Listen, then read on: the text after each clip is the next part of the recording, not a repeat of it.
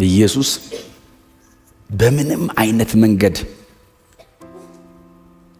ስሜታዊ አይሆንም። በፍጹም ስሜታዊ እንዳትሆኑ። ኢየሱስን እንከተል፣ ኢየሱስን ተከተሉት። ኢየሱስን እየተከተላችሁት ነው? ከኢየሱስ ጋር ነው እየሄዳችሁ ያላችሁት? ሌላ ነገር ልንነጋገር አንችልም። እዚህ ቤት ያለ ነው ይሄንን ቃል ብቻ ለመነጋገር ነው። የሚጾምና የሚጸልይ ሰው አክሰስ የሚያደርገው ክብር አለ። በጣም ውስን በሆነ አካል ውስጥ ስብስብ ብሎ ዘላለማዊ አምላክ በመካከላችሁ ተቀምጧል። ብትችል አውጣው ሲለው ኢየሱስ ብትችል አልከኝ አለው። ለሚያምን ሁሉ ይቻላል አለው። እኔ አይደለሁም አለው፣ አንተ በእኔ ብታምን ታወጣዋለህ አለው። በመንገድ ሲሄድም ኢየሱስን ማለት ነው ኦብቪየስሊ በመንገድ ሲሄድም አንድ ሰው ቀርቦ ወደምትሄድበት ሁሉ እከተልሃለሁ አለው። ኢየሱስም ቀበሮች ጉድጓድ የሰማይ ወፎችም ጎጆ አላቸው፣ የሰው ልጅ ግን አንገቱን እንኳን የሚያስገባበት የለውም አለው። ሌላውን ሰው ግን ተከተለኝ አለው። ሰውየውም ጌታ ሆይ አስቀድሜ ልሂድና አባቴን ልቅበር አለው። ኢየሱስም ሙታናቸውን እንዲቀብሩ ተዋቸው፣ አንተ ግን ሄደ የእግዚአብሔር መንግሥት ስበክ አለው። ሌላ ሰው ደግሞ ጌታ ሆይ መከተልስ እከተልሃለሁ፣ ነገር ግን ልመለስና መጀመሪያ የቤቴን ሰዎች እንድሰናበት ፍቀድልኝ አለው። ኢየሱስ ግን እርፍ ጨብጦ ወደ ኋላ የሚመለከት ሰው ለእግዚአብሔር መንግሥት የተገባ አይደለም አለው። ሉቃስ ወንጌል ምዕራፍ 9 ላይ ያለ የእግዚአብሔር ቃል ክፍል ነው አብረን ያነበብነው። ሉቃስ ወንጌል ምዕራፍ 9 ላይ ከቁጥር 57 አካባቢ ጀምሮ እስከ ቁጥር 62 ድረስ እንደዚህ አይነት ምዕራፎች አሉት። በብዛት የምታገኙት ሉቃስ ወንጌል ላይ ነው። በጣም ረጃጅም 60 ቁጥር 70 ቁጥር ያላቸው ምዕራፎች የምታገኙት በሉቃስ ወንጌል ላይ ነው። በጣም በብዛት የምታገኙት ሉቃስ ወንጌል ላይ ነው። ያው የአዲስ ኪዳናችን ትልቁ መጽሐፍ እንደሆነ በጣም ብዙ ጊዜ አብረን ስለምንካፈል ማለት ነው። በጣም ረጅም መጽሐፍ ነው። ዛሬም ደግሜ ምናልባት እንድታስታውሱት ይሄ ወንጌል በጣም በሳይዙ ትልቅ ወንጌል ነው። ወንድማችን ወንጌላዊው ሐኪሙ ሉቃስ ቴዎፍሎስ ስለተባለ ግሪክ ሀገር ከበርቴና ባለስልጣን ለነበረ ሰው የጻፈው ወንጌል ነው። ስለዚህ የመጽሐፉ የመጀመሪያ አድማጭ ወይንም የመጽሐፉ የመጀመሪያ ተደራሲ ግለሰብ ነው ማለት ነው።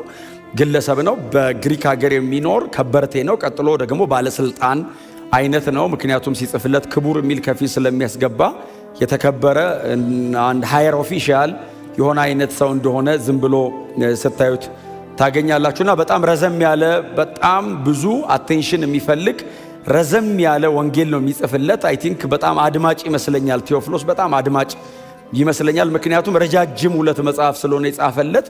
ቴዎፍሎስ የሉቃስን 2 መጽሐፍ ካነበበ የአዲስ ኪዳናችንን 27% አንብቦታል። ባይዘው ምን ያህሎቻችሁ የአዲስ ኪዳንን 27% እንዳነበባችሁ አላቅም። እጃችን ላይ የሁሉ መጽሐፍ እያለ ቴዎፍሎስ ግን ኦልሬዲ 2ቱም ተነቦለታል። እንዲያነበው ብቻ ሳይሆን እንዲነበብለትም አይነት አድርጎ ስለሆነ ትረካውን ያስቀመጠው ጅም መጽሐፍ ነው ማለት ነው። እና 24 ምዕራፍ አለው 1151 አካባቢ ቁጥሮች የተሸከመ ወደ 25944 ቃላት ያሉት የአዲስ ኪዳናችን ግዙፉ መጽሐፍ የሉቃስ ወንጌል ነው። እግዚአብሔር ይመስገን። እና ይሄ መጽሐፍ ሁሌ እንደምለው በአይሁዳዊ ሳይሆን በአሕዛብ ተጽፏል። ይሄ ሰውዬ የአዲስ ኪዳናችን ብቸኛ መጽሐፍ ቅዱስ የጻፈ አሕዛብ ነው። ብቸኛ የአዲስ ኪዳን ብቸኛ አሕዛብ ሉቃስ ነው። መጽሐፍ ቅዱስ እንዲጽፉ እድል ከተሰጣቸው ሰዎች መካከል ብቸኛ አሕዛብ ነው። ሶሪያዊ ነበር። በኋላ ወደ ይሁዲነት የገባ ፕሮሰላይት ነው ማለት ነው። እግዚአብሔር ይመስገን። ሕግ ጠብቆና ገንዘብ ከፍሎ ማለት ነው ይሁዲነትን ተቀበለ። በይሁዲነቱ አይ ቲንክ ብዙ የቆየ አይመስለኝም። ክርስቲያን ሆነ። በነፃ ክርስቲያን ሆነ። ከፍሎ አይሁዲ ሆኖ በነፃ ጌታ ኢየሱስ ልጁ አረገው እና በጣም አስገራሚ ወንጌል ነው። የጌታ ኢየሱስ ክርስቶስን ፍጹም ሰውነት በጣም አተኩሮ የተጻፈ ወንጌል ነው። ጌታ ኢየሱስ ክርስቶስ ፍጹም ሰው ነበር የሚል ትምህርት ነው የሚያስተምረን። ሉቃስ የትረካ መጽሐፍ ነው። በጣም አስገራሚ ተራኪ ነው። ሉቃስ ብዙ ጊዜ ሐዋርያት ሥራንም ስለምጠቅስ ሉቃስ በጣም አስገራሚ በጣም የሚደንቅ አይነት ተራኪ ነው። በጣም ናሬሽን ላይ በጣም ይደንቃቸዋል። በእውነት የሚጠቀመው ቃል፣ የሚገባባቸው ቦታዎች፣ የሚያይበት አንግል፣ ኮርነሩ፣ ነገሮቹን የሚያቀርብባቸው ቃላቶች በጣም አስደማሚ አይነት የመጽሐፍ ጸሐፊ ነው። ከመጽሐፍ ቅዱሱ ውጪ አውጥታችሁ የሉቃስ ወንጌልን እንደ መጽሐፍ ብቻ ብታዩት በጣም አስገራሚ ሊትሬቸር፣ በስነ ጽሑፍ ደረጃ በጣም አስገራሚ በእውቀት የተጻፈ መጽሐፍ ነው። ከዛ ተጨማሪ ደግሞ የእግዚአብሔር ቃል ነው። እስትንፋሰ መለኮት አለበት። ቅዱስ መጽሐፍ ነው ለኛ። ግን አሁን ቅዱስ መጽሐፍ አይደለም ዝም ብሎ መጽሐፍ ነው ለሚሉ አንዳንዶች በጣም the oldest book ነው ይሉታል። እኛ the latest news ነው እንደምንለው። of course the oldest book ነው፣ ግን the latest news ነው። እንደዚህ አይነት እድሜ የጠገበ መጽሐፍ የለም። ግን አሁን ለእናንተ ደግሞ ከዚህ የተሻለ መልእክት የለም እና የኢየሱስ ሰውነት ላይ በጣም አተኩሮ የተጻፈ መጽሐፍ ስለሆነ አንብቡት። በጣም በዚህ መጽሐፍ ላይ አንዱ በጣም የሚደንቀኝ ኦፍ ኮርስ ኢየሱስ ፍጹም ሰው እንደሆነ ዕብራውያንንም እያጠናን ስለሆነ እያጠናን ነው አብረን። ግን በዚህ ወንጌል ላይ ሌሎች ወንጌላት ላይ ብዙም አታገኟቸው ኢየሱስ ለመፈወስ ከእግዚአብሔር ኃይል ሆነለት የሚል ቃል አለ።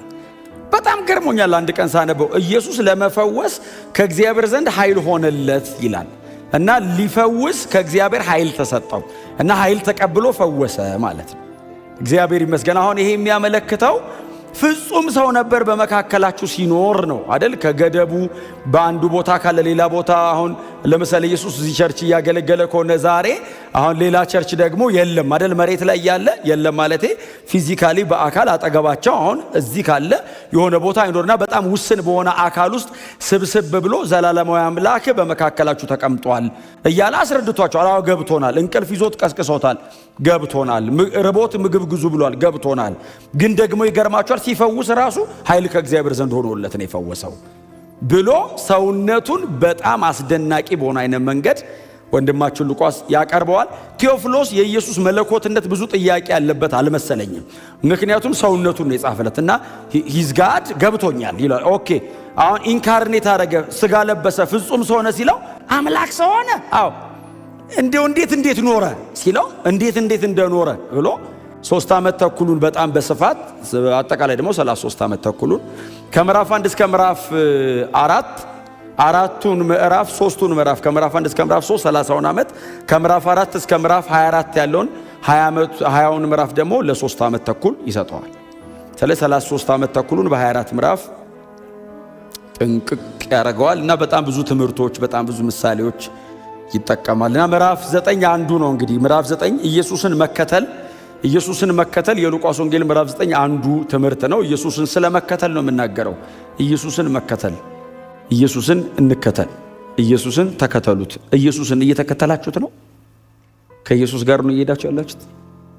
ኢየሱስን መከተል ጌታ የተባረከ ይሁን። መከተል ሁላችንም መከተል። የማይከተል ካለ ተከትሎ ነው የሚሄደው። ዛሬ ቸርች ነው የመጣ ነው። እግዚአብሔር ይመስገን። ሌላ ነገር ልንነጋገር አንችልም። እዚህ ቤት ያለ ነው ይሄንን ቃል ብቻ ለመነጋገር ነው። ክብር ለእግዚአብሔር ይሁን።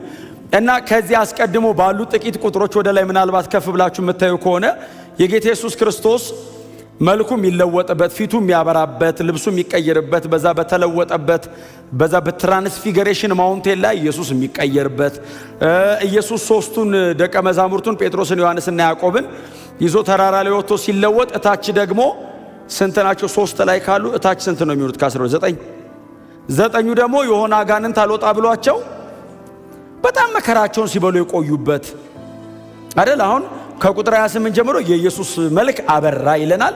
ከቁጥር 37 ጀምሮ ደግሞ አሁን እነሱ እላይ እዛ ተራራ ላይ ኢየሱስ ክብር እያሳያቸው ጴጥሮስ ለኛ በዚህ መሆኑ መልካም ነው እያለ እንደውም ከእንቅልፉ ነቅቶ ድንግዝግዝ ብሎበት ነበር። እንቅልፍም ይዞት ነበር። ከእንቅልፉ ነቅቶ ነው ድንገት ወሬ የቀጠለው።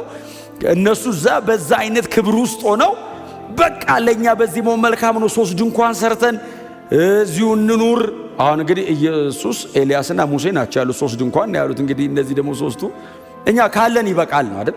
አሁን 6 ድንኳን እንስራና አብረን እንኑር አይደለም ያሉት። እናንተ ካላችሁ እኛ ዝም ብለን ቆመን ብናይ አይደል እዚህ ውስጥ መኖር ብቻ በቂ ነው ብለው በጣም ሪጆይስ እያደረጉ ነው። እታች ደግሞ 9ኙ የሆነ አጋንንት ሴኒያዞማ ይባላል እሱ መንፈስ ባይዘው ጨረቃው ማጭድ ስትመስል ክሬሰንት ሙን ላይ የሚነሳ የፋሪስት ስፒሪት ነው። የሩቅ ምስራቅ እናንተ ግቡና ባግራውንድ አንብቡ። የሩቅ ምስራቅ ዛሬ ሐሳብ እሱ አይደለምና የሩቅ ምስራቅ ስፒሪት ነው። ቀን እየጠበቀ ነው የሚነሳው። ሁሌ አይመጣም። ባይዘው ወቅት ለይቶ ነው የሚነሳውና አባትየው ደግሞ ለኢየሱስ ያስረዳዋል። እሳቱስ ሊጥለው ውሃውስ ሊጥለው ሊገሉ ይፈልጋል። ወቅት ጠብቆ ነው የሚነሳው ይለዋል በኋላ ላይ እና እነዚህ በክብር በጣም ተሞልቷል። እታች ደግሞ የተወሰኑት ቀርተው ከአጋንንት ጋር በጣም እየተሰቃዩ ነው። እና ደቀ መዛሙርቱ ከኢየሱስ ጋር ሲወርዱ አልወጣ ያለውን ክፉ መንፈስ እንደምታውቁት ነው። እንግዲህ ጌታ ኢየሱስ ክርስቶስ ልጁ የታለ አምጡት ሲል ተሸክመው አመጡለት። ሲያመጡለት የልጁ አባት እንደዚህ ያለው አይ ቲንክ ወይ እዚህ ላይ ወይ ማቴዎስ 17 ላይ ምን ይለዋል? ብትችል አውጣው አለው። ብትችል አውጣው ሲለው ኢየሱስ ብትችል አልከኝ አለው። ለሚያምን ሁሉ ይቻላል አለው። እኔ አይደለሁም አለው። አንተ በእኔ ብታምን ታወጣዋለህ አለው። አላወከኝም አለው። እውነቱን ነው። ያው ተከታዮችን እንደምታያቸው ቢሉት ቢሰሩት እምቢ አለ እና አንተ ማስተራቸው ነህ እና እነሱን እምቢ ብሏቸዋል። አንተ ኃይል ሞልቻቸዋለሁ ብለህ ልካቸው ባለፈው በየመንገዱ አጋንንት ደግሞ ከዚህ ምዕራፍ በፊት አጋንንት ሲያወጡ ነበር። ባይዘው ሲያስወጡ ቆይተው ዛሬ መተው ውጣ ምናምን ሲሉት አለ እኮ የሆነ ቀን አልወጣም አለ እና አልወጣም ሲል አንተ ከቻልክ አውጣው ሲለው ለሚያምን ሁሉ ይቻላል አምጣው ልጁን አለው። ሲያመጡት ክፉ መንፈስ ከልጁ እንዲወጣ ሲያዘው እንደ ሞተ ሰው ሆኖ ደርቆ ወደቀ ይላል። የሞተ መሰላቸው ይላል። ኢየሱስም አነሳውና ብላቴናው መለሰለት ይላል። ያው ሰውየው አምኖ መከተሉ አይቀርም በኋላ ላይ። ከዛ ደቀ መዛሙርቱ ባይዘው ከዚህ አሁን ኢየሱስን ስለመከተል ከመናገሩ ወይም ተከተሉኝ ከማለቱ በፊት ደቀ መዛሙርቱ በጣም አይምሮአቸው ተያዘ። ለኛ ለምንድን ነው ያልወጣው? እሱ ሲመጣ ደግሞ ደቂቃ አልፈጀም። ህዝብ ፊት እንዴት ይጠይቁት? አፍረዋል። ደግሞ የልጁ አባት ደግሞ ቅድም አሳፍሯቸዋል። እነሱ አልቻሉም፣ አንተ ሞክረው ብሏል። ባይዘው አልቻሉትም የሚል ቃል አለ። እኔ አይደለም ያልኩት። አልቻሉትም እኮ ከባድ ቃል፣ በጣም መጥፎ ቃል እና አፍረዋል። መጨረሻ ላይ ማታ ቁጭ አድርገው ጠይቁት፣ ለምንድን ነው ለኛ ያልወጣው? አንተ እንዴት አስወጣው ሲሉት አይ እናንተም ታወጡታላችሁ እና የወገን በጾምና በጸሎት ካልሆነ አይወጣም ያለው ማለት ነው። ጌታ የተባረከ ይሁን። የወገን በጾምና በጸሎት ካልሆነ በቀር አይወጣም ያለው ምንድነው? አልወጣ ያለ አጋንንት አልወጣ ካለ የሆነ ቀን ጾም ጸሎት ይዛውጣው ማለት አይደለም። ትምህርቱ ጥሩ ነው፣ እንደሱ ልምምዱ ጥሩ ነው። ግን ይሄን ጥቅስ እንዳታስደግፉት። ይሄ ጥቅስ ምንድነው ትርጉሙ? የጾም ጸሎት ህይወት ያለው ያወጣዋል። እንደ ቁርስ መሰራት እየበላ አይደል ወይ አለው ጴጥሮስና አሁን አጋንንት ለማውጣት አይደለም ጾም ጸሎት የምትይዘው። ጾምና ጸሎቱ የሚሰጥ በጣም ዲፕ የሆነ ስፒሪቹዋል ዳይሜንሽን አለ። የሚጾምና የሚጸልይ ሰው አክሰስ የሚያደርገው ክብር አለ። በዛ ውስጥ የሚያልፍ ሰው ያወጣዋል አለው። ጾም ማለት ትክክለኛ ትርጉሙ አለመብላት አይደለም። ጾም ዕብራይስጥ ነው። ጾም ግዕዝ አለው። ጾም በአማርኛም ጾም ነው። ዕብራይስጡም ግዕዙም ግሪኩም ጾም ነው። ባይዘው ክሩሲፋይንግ ዩር አፒታይት ማለት ነው። አፒታይትን መስቀል ማለት ነው። ስለዚህ አፒታይቱን የሰቀለ ያወጣዋል አለው። ከዛ ይሄንን እንግዲህ እያለ አጋንንት አስወጥቶ አሳያቸው። ከዛ እንዴት እንደሚያስወጡ ነገራቸውና በቃ ተመክተዋል። በዚህ በጣም ደስ ብሏቸዋል። ከዛ ኢየሱስ እያገለገለ ዝም ብሎ እያለፈ ነው። ኢየሱስ ዝም ብሎ ነው የሚሄደው። እየሄደ እያለ ሲከተሉት አንዳንድ የተወሰኑ ከተማ ሰዎች ተሰብስበው ሲሰድቡት ባይዘው ያዕቆብና ዮሐንስ ናቸው። ጠጋ ብለው ኢየሱስን ዛሬ ኤልያስ ቢያገለግል ጥሩ ነበር ያሉት እዚህ ከተማ ነው። ያው እዚህ ቁጥር ላይ ከፍ ብላችሁ ማንበብ ነው። ኤልያስ ቢሆን ኖሮ እሳት ከሰማይ ወርዳ ይህን ከተማ ተብላ ይል ነበር ሲሉት ምን አይነት መንፈስ እንደሆነላችሁ እንኳን አታውቁም። እኔን እየተከተላችሁ እንዴት እሳት ወርዶ ይብላ ትላላችሁ? ምን አይነት መንፈስ ነው? ከተማውን ሳይሆን እነሱን አይደል የገሰጸው። ከዛ ለነሱ ስም አወጣላቸው፣ የነጎድጓድ ልጆች። ሁለቱን ወንድማማች ያዕቆብና ዮሐንስን በኦር ነግኤስ አላቸው። የነጎድጓድ ልጆች አላቸው። ይሄንን እያወራ ነው እንግዲህ። ይሄን እያወሩ ይሄ ሁሉ ነገር እየተከናወነ እንግዲህ አጋንንት እዛ ጋር ያወጣል፣ ከዛ ይሄዳል፣ ከዛ በኋላ ይጠይቁታል፣ ከዛ ሰው ይሰድበዋል። እንግዲህ ዝም ብላችሁ ኢየሱስን ተከተሉት እናንተ። እዚህ ጋር አጋንንት ያወጣል፣ ዋው አልወጣ ያለ አጋንንት አወጣው፣ ወይ ጉድ! እዛ ጋር ተአምር ያደርጋል፣ ብዙ ምልክቶች ይደረጋሉ፣ በጣም ብዙ ህዝብ ይከተለዋል። በጣም አስገራሚ ሰው ነው ይሄ ሰውዬ እያሉ ሁሉም ሰው ይከተላል። ደግሞ ሲያስተምር ማርቆስ ወንጌል ላይ ትዝ ይላችኋል። ሰማይና ምድር ከተፈጠረ እንደዚህ ሰውዬ ተናግሮ የሚያውቅ የለም እስኪባል ማይትሊ ኢየሱስ የእግዚአብሔርን መንግስት ወንጌል ይሰብክ ነበር። እንደው ቀጥታ ብቻ ሳይሆን አስገራሚ በሆነ ግልጠት እና ህዝብ በተአምራት በድንቆችም በምልክቶችም በትምህርቱም ደግሞ በአቋሙ በሚወደውና በሚጠላው ነገር ኮንትሮቨርሺያል ፐርሰን ነው። ውዝግብ ነው የሚያደርግህ እና ህዝብ ሁሉ እየተከተለው ይሄደ። ይሄ ሁሉ አጀብ ባለበት ደግሞ ተሳዳቢ ደግሞ አለ። እንግዲህ የይሁዲነት እምነት አራማጅ የሐናና ቀያፋ ደጋፊዎችም ሊሆኑ ይችላሉ።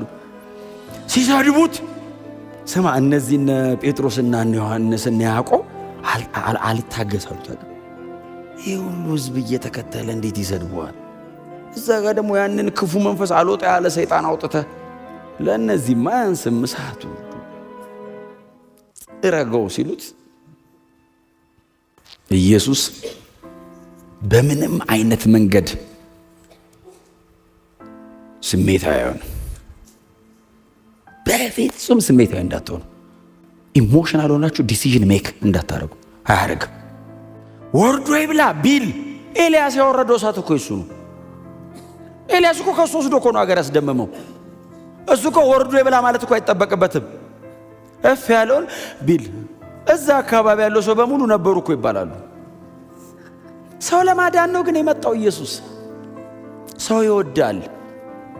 ምን አይነት መንፈስ እንደሆነላችሁ አታውቁም። ምን ማለት መሰላችሁ? የርህራሄ ልብ ማለት አይደለም ትርጉሙ። መንፈስ ቅዱስ በእናንተ ውስጥ ሲመጣ የሚሰራው ስራ የማዳን ነው። እኔ ከሄድኩ በኋላ እሳት ወርዶ ይብላ እያላችሁ እንዳቀጥሉ ነው እያወራ ያለው። በእነሱ አድሮ ስለሚመጣው ስለ መንፈስ ቅዱስና ከእሱ ጋር ወክ ስለማድረግ ጭምር ነው የሚያወራው። ምን አይነት መንፈስ እንደሆነላችሁ አታውቁም። እኔ አሁን ይህንን ሁሉ ሰጥቻችሁ ሄዳለሁ። መንፈስ ቅዱስ ይመጣል። እንዳታስቸግሩት ጥረግ እያላችሁ